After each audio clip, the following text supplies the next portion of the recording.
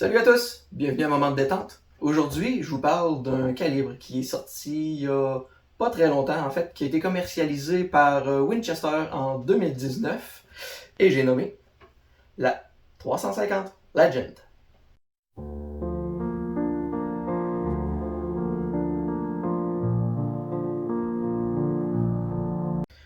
D'abord, sur la 350 Legend, la première chose qu'il faut qu'on dise, c'est que c'est pas une munition à tout faire. C'est une munition qui a ses forces et ses faiblesses, mais si on l'utilise vraiment dans les limites pour lesquelles elle a été faite, je peux vous garantir qu'elle n'a pas de faiblesse. Donc ici, je vous explique pourquoi je disais que ce calibre-là devait être utilisé dans les limites de ce pourquoi il a été créé. Donc sa faiblesse, c'est sa vélocité. C'est un gros boulet, comme on a vu, qui est placé dans une petite douille, presque les dimensions d'une 223. Mais le boulet là que je vous montre, c'est un 150 grains.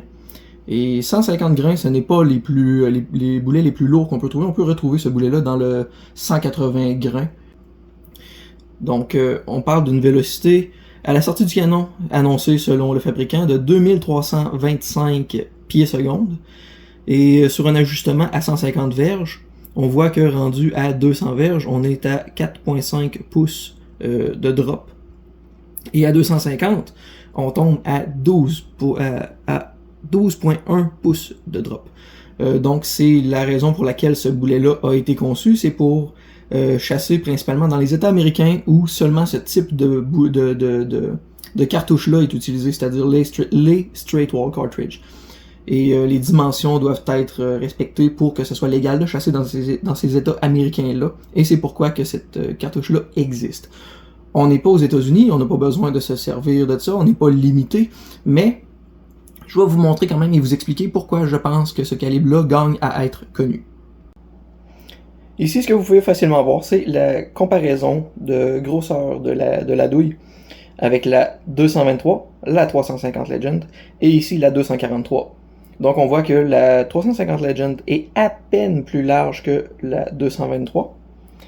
Et c'est pratiquement la même hauteur si on pense à la profondeur que le boulet va être ancré un peu dans la douille. Il n'y a pas une grosse différence en termes de quantité de poudre. Et ici, en comparaison avec la 243 est encore une fois un peu plus large, une largeur quand même plus de largeur, mais c'est plus frappant un peu la différence que entre la 223 et la 350 Legend. Donc on a plus de poudre dans la 243, on a une bien meilleure vélocité, mais si vous regardez la différence entre la largeur des boulets, c'est là qu'on peut voir c'est quoi la différence dans la façon que le boulet va travailler, quelle va être la façon que le boulet va vraiment créer la mise à mort de l'animal lorsqu'on va l'utiliser sur le chevreuil. Le bloc de gel est en place derrière moi, fait que je vais pouvoir faire mon tir dedans. Le tir avec la 350 Legend sera fait dans une distance où il va être le plus souvent utilisé. Justement, c'est un calibre qui est vraiment très bon pour la chasse rapprochée, soit en cache quand la visibilité est pas longue ou la chasse fine, quelque chose comme ça. Fait que je vais être à peu près 80 verges. Ça va être quand même une bonne distance pour ce calibre-là, pour le tester dans les conditions qui est faites pour être utilisé. Donc, il manque des séquences. Les premiers tirs que j'ai faits dans les gels balistiques, ça s'est pas bien passé. J'ai fait un tir, j'ai pogné le gel, il y a eu des bifurcations du boulet. Il y a comme une espèce d'effet de tonneau qui se faisait à cause du boulet. Je vais vous expliquer ça plus en détail tantôt. Ce qui se passait, c'est que le boulet rentrait dans le gel balistique. Il y avait comme une courbe, puis il sortait des blocs. J'ai retourné les blocs pour effectuer un autre tir dans l'autre sens, de l'autre côté.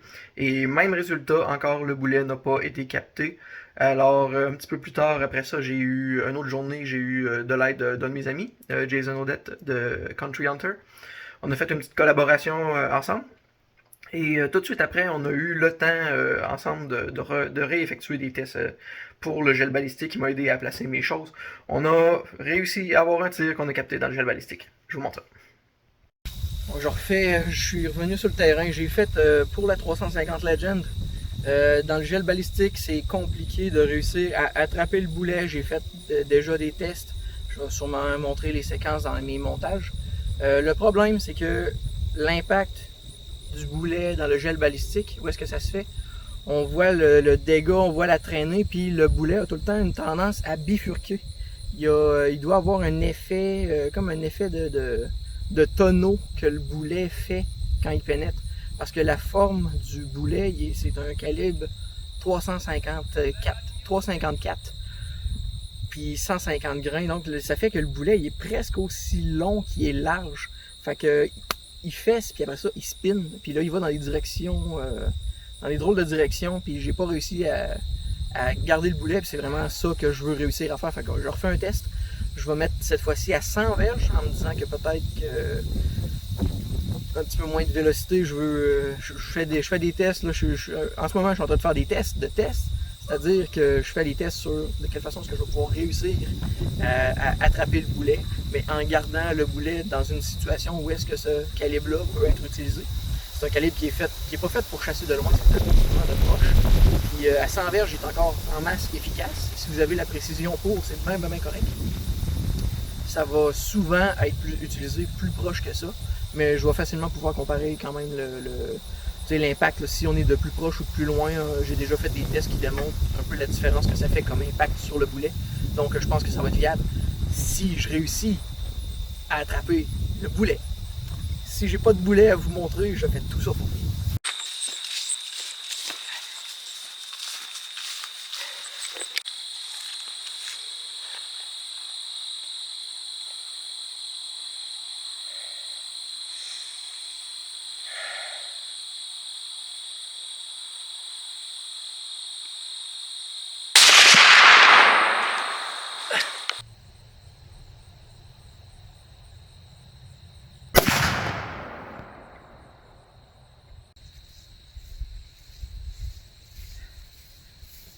Please, please! Faut que le boulet soit encore dedans.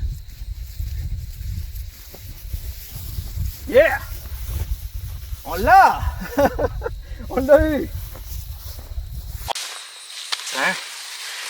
Ça peut pas être plus clair que ça. Et voilà, bam, le boulet de là. Puis il est vraiment ben. Il a champignonné à merveille. Check. Check qu'est-ce qui s'est passé. J'ai réaligné. Puis tu vois que le boulet il est rentré là. Puis viens par-dessus. Si tu te mets droit comme un vol d'oiseau, là, tu vois qu'il est parti un peu plus vers la droite. Puis il a courbé. On voit ici le channel. Il a recourbé vers la gauche ici. Puis là, il a pénétré dans la deuxième section ici. Puis il s'est arrêté là. Tu sais, imagine, check ça là. Niveau pénétration. On va le mettre sur le côté pour voir mieux avec la lumière. Là. Regarde ça. Le channel, là. Il est beau, là. Un beau channel qui dure quand même assez longtemps. Une belle pénétration, puis l'effet de tonneau que le boulet il fait, là, ça aide à faire vraiment beaucoup de dommages dans l'animal. Puis on est à 100 verges. On est à 100 verges, on aurait pu être de plus proche. De plus proche, on aurait encore plus de dégâts là. On aurait encore en masse de pénétration. Si on compare, mettons, avec la 223, là, la 350 Legend, je vais montrer un comparatif, si c'est pas déjà fait dans le montage de mon vidéo. La douille de la 223 puis de la 350 Legend, c'est pas une grosse différence. C'est un petit affaire plus large, minime. C'est la même longueur, un petit affaire plus large, la douille de la 350 Legend.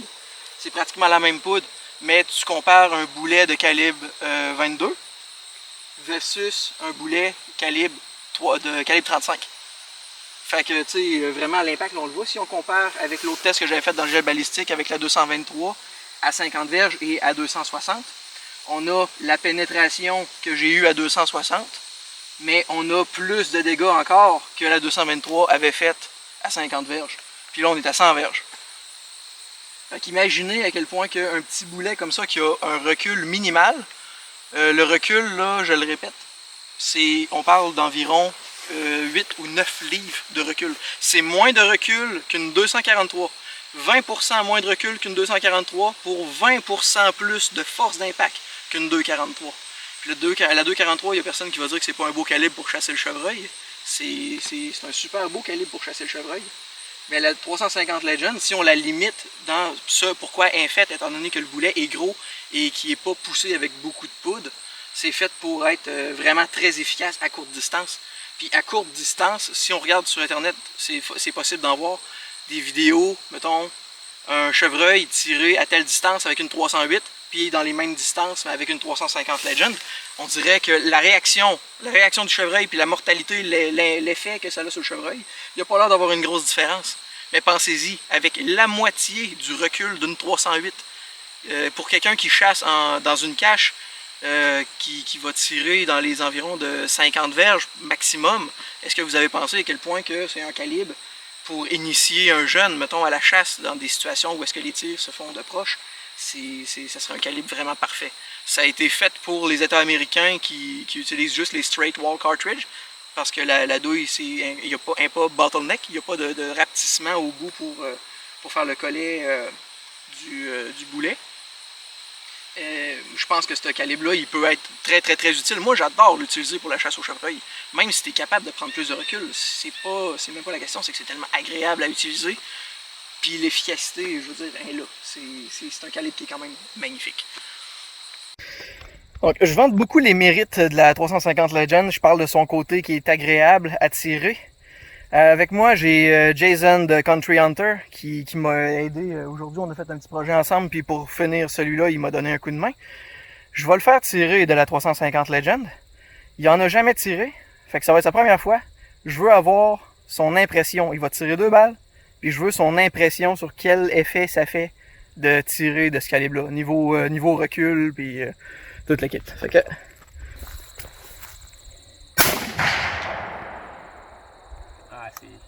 c'est très smooth.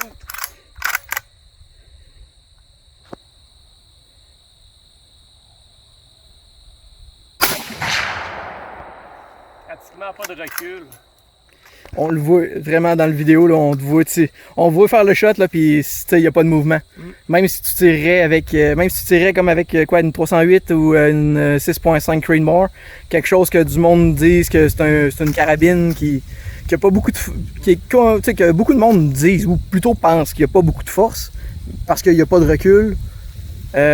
C'est comme c'est la moitié. J'ai eu des 243, j'ai eu une 308. C'est vraiment plus smooth comme coup. C'est un calibre parfait, justement, je pense aussi pour les personnes des petites statures qui n'aiment pas le recul ou qui ont peur un peu du recul. Là. Calibre parfait pour ça. Beau petit calibre en crime. Exact. C'est quelqu'un qui est recoil shy, qui a un petit peu peur du recul, qui aime pas ça. Ça va pas le limiter dans ses chasses parce que ça va être, comme je disais tantôt, c'est à peu près l'équivalent de force, mettons l'impact, l'effet que ça va avoir sur le gibier quand tu tires. Ça va être à peu près l'équivalent d'un chevreuil qui se fait tirer par une 308 à des courtes distances, dans les distances où on va respecter les limites du calibre. Ça va avoir un impact que tu ne verras pas la différence si c'était une 350 Legend ou une 308 qui a abattu le gibier. Fait que c'est vraiment, tu sais, pourquoi se passer de ça? Si vous aimez pas le recul, puis vous pensez pas faire des chasses à 300 verges, c'est parfait. Jusqu'à 150 verges, ce calibre-là est parfait. Là. T'as pas de muzzle jaune? Moi, je le dis, c'est quelque chose qui est à découvrir. J'ai un ami qui l'a essayé puis qui l'a adopté. Lui, il chassait, puis le recul avec une 30-06, c'est un problème pour lui. Je lui ai fait essayer celle-là. Puis il a adoré ça. Il m'a dit, je veux ça. J'y ai fait carrément caler la même carabine, le même calibre, avec le même télescope. Il a adoré le setup. Il voulait exactement ce que j'avais. Puis il est très heureux. Il a fait des chasses avec les chevreuils qu'il a tués. Sont tombés sur place ou ben ils ont fait 15 verges puis ils ont tombé là. L'efficacité est là puis vraiment c'est pas quelque chose qui est à négliger. Je vous offre en ce moment le moment tant attendu, l'excision du boulet. Je vous montre ici là, on a vraiment un beau résultat je trouve. Ici où le boulet a pénétré, immédiatement on voit tout de suite la fragmentation du boulet qui commence. On a des pièces qui se détachent. Ici, on a la pointe. Focus. Pointe balistique. Et voilà. Donc le bout de polymère au bout de la balle qui s'est détaché là. On voit ici avec ma main, on a un bon, je dirais, 3 pouces et demi de cavité. C'est un dommage quand même vraiment parfait. C'est un beau travail là. Dans un chevreuil, on peut pratiquement pas demander mieux là. C'est vraiment le travail est vraiment parfait. C'est impeccable. Le 350 Legend, ça fait vraiment un beau travail. Mais ça, c'est à 100 verges. Ça peut être encore beau, puis il y aurait encore de la marge de manœuvre là, jusqu'à au moins 150 verges. Là, 150 verges, on peut utiliser ce boulet-là amplement pour la chasse au chevreuil. Puis comme j'ai expliqué pourquoi le boulet a été créé, ben c'est largement suffisant. Pour ce qui touche le boulet en soi là, que j'ai récupéré dans le gel balistique, là, regardez à quel point l'ouverture, les pétales, c'est parfait. L'ouverture est, je trouve vraiment là, je dirais exceptionnel. C'est vraiment, c'est parfait. Les morceaux qui sont détachés, tu sais, je trouve juste des morceaux de cuivre ici. Il y a des parties du jacket de cuivre qui s'est détaché, mais je trouve pas énormément de plomb partout. Le tir a été fait à 100 verges. Si ça avait été fait à 50 verges, peut-être que là, ça aurait été différent. Et ça se serait déployé plus. Mais malgré tout, tu sais, on a l'habitude de dealer avec ce genre de problème-là. Mais, tu sais, à 100 verges, c'est super.